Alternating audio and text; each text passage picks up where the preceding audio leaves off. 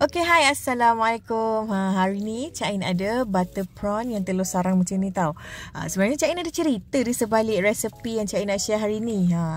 Kalau you guys nak tahu kan, sebenarnya butter prawn telur macam ni adalah favourite Umi Cik Ain tau. Kalau dulu kita orang memang selalu cari kedai yang jual benda ni. Tapi kadang-kadang diorang buat macam udang butter milk.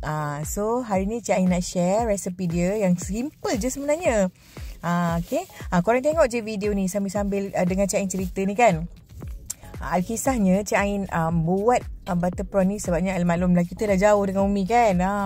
So macam rindu lah pula. So Cik Ain pun masak butter prawn lah. Cik Ain kalau rindu family, Cik Ain suka masak benda yang diorang suka. So Cik Ain makan. Macam pelik sikit kan, tapi macam tu lah kisahnya. Okay, so Cik Ain nak tunjuk macam mana kita nak buat telur sarang yang simple. Sebenarnya senang sangat-sangat. So yang ni Cik Ain tumis dia punya untuk masak udang dululah. Udang ni terpulang you guys nak buat macam mana. Tapi ini cara Cik Ain lah. Dia senang dan sedap dan dia mengekalkan rasa manis udang tu. Ni kita masak sekejap udang dengan butter dan juga bawang putih tadi. Kita masak sampai dia ni lah. Dah masak macam tu kan. Dengan dia kita letak kunyit dengan serbuk perasa sikit. Okay, lepas tu kacau-kacau lah dulu. Lepas dah masak tu, korang make sure kan pakai tapis tau. Letak dekat tapis ni sebab nanti kita nak tapis telur sarang yang kita buat.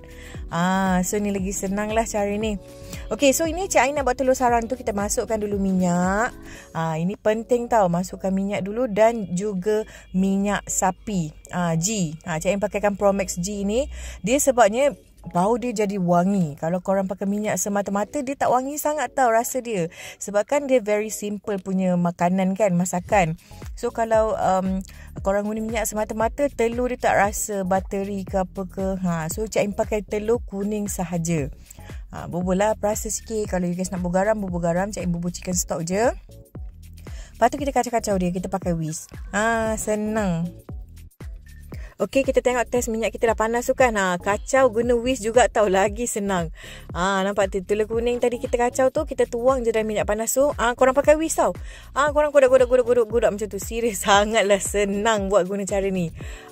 Korang masak je sampai dia jadi brown colour. Nampak Cik Ain tuang je macam tu. Dia memang jadi sarang dia cantik sangat. Okey, kita tuangkan sampai habis telur tu. Okey, kacau-kacau lagi. Nampak tak buih-buih tu kan? Bila dah naik buih tu, kita boleh masukkan kita punya cili padi ataupun daun kari. Kita masukkan bagi dia punya rasa lah. Tambah perasa kat telur tu tadi. Korang pun kacau lagi. Kacau je sampai dia masak. Nampak tu tertumpah daripada kuali Cik Ain tu. Bunyilah sedap mengacaunya kan. Okay. Sebab tu Cik Ain kata pakai tapis, sebab kita nak tuangkan atas udang macam tu. So minyak-minyak dia tertapis lah kan. Sebab tu Cik Ain kata korang letak udang tu dekat dalam tapis siap-siap. Nampak tu. Lala, sedapnya. Cik Ain edit video ni balik pun Cik Ain macam sedapnya. Nampak tak dia punya sarang dia tu halus-halus je, kecil je. See? Senang je kan buat dia. Kita selalu macam kalau tuang telur tu kadang bergumpal lah. Cik Ain beberapa kali try, mula-mula dulu memang fail lah juga. Cik Ain dapat tips ni, terus Cik Ain buat cara ni memang jadi je sentiasa. See, nampak cantik kan? So korang pun boleh cuba juga tau. Jangan lupa cuba. Bye.